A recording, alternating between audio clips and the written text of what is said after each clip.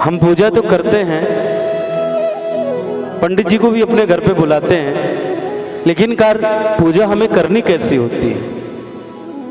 सबसे पहली बात तो ये कि पूजा है क्या। महाराज, तो हम आपको बताएं, पूजा एक्चुअल पर है वही, पूजा वही है जो हम अपनी नित्य क्रिया करते हैं। मान लीजिए हमने कभी अपने गुरुदेव भगवान को या अपने पूज्य को अपने घर बुलाया,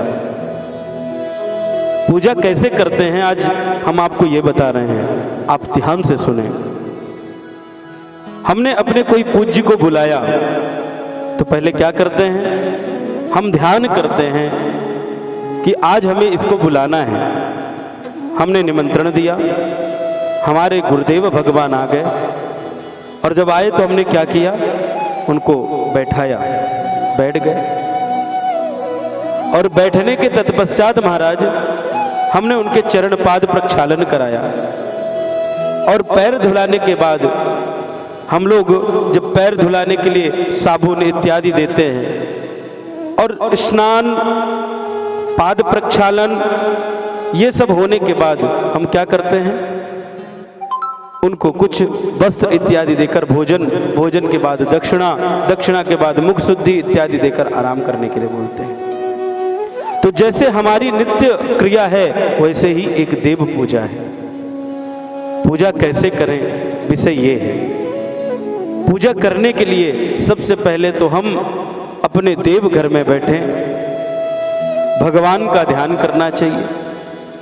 हमारे जो भी इष्ट हैं उनका ध्यान करें, और ध्यान करने के बाद उनका मन से ही आवाहन करें, प्रभु आप आएं और आकर के विराजमान हो जाएं, और आज की हमारी इस पूजा को स्वीकार करें।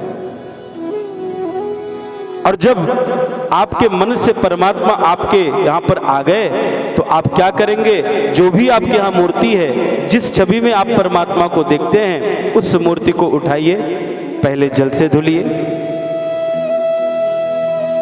हम लोग पंडित लोग पाद्योपाध्यम जलम समर्पयामि, पहले पाद पैर धुलवाते हैं, हस्तु अर्घम हाथ धुलवाते हैं, मुदा मुखे आचमनीय मुख धुलवाते हैं। उसी प्रकार भगवान का पहले चरण धुलवाएं, फिर हाथ धुलवाएं, फिर सिर से भगवान को स्नान कराएं।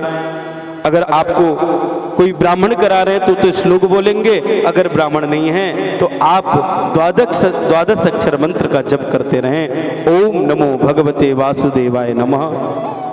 अगर नारायण स्वरूपा का पूजन कर रहे हैं तो द्वादश अक्षर मंत्र का, या शिव परिवार का पूजन कर रहे हैं तो ओम नमः शिवाय, देवी का पूजन कर रहे हैं तो ओम ऐं ह्रीं क्लीं चामुंडाय विच्चे, इस मंत्र का आप जप करते करते उनको स्नान कराएं।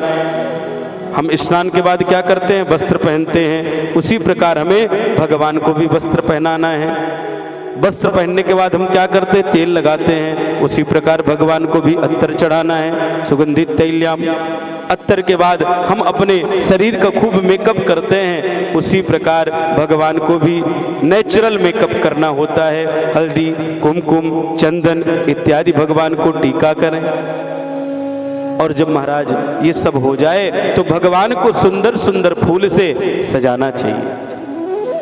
ये होने के बाद भगवान को सुंदर नैवेद्य लगाना चाहिए, और नैवेद्य अर्थात भगवान को भोग लगाएं। जैसा हम लोग स्नान मेकअप टीका चंदन लगा करके, सुगंधित तेल इत्यादि परफ्यूम वगैरह लगा करके भोजन के लिए बैठते हैं, उसी